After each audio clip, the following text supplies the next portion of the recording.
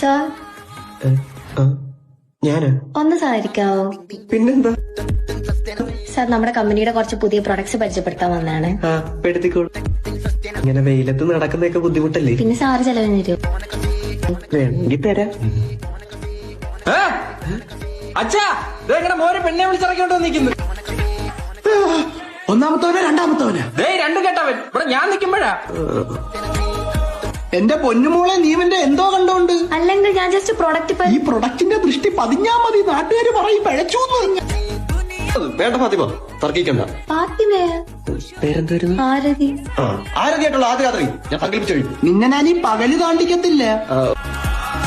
നിന്റെ കഷ്ടാലം മോളെ, ഞാൻ പോയി നിലവിളക്ക് എടുക്കട്ടെ. എന്താ വയ്യേ?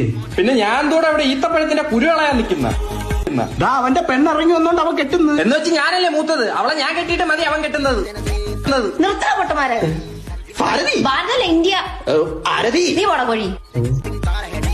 എന്റെ പൊന്ന് കാരണവരെ ഞാൻ എന്റെ കമ്പനിയുടെ കുറച്ച് പ്രൊഡക്ട്സ് വിൽക്കാൻ വേണ്ടി വന്നേ, അല്ലാണ്ട് തന്റെ ഓന്റെ പ്രൊഡക്റ്റ് വാങ്ങാൻ വേണ്ടി വന്നതല്ല.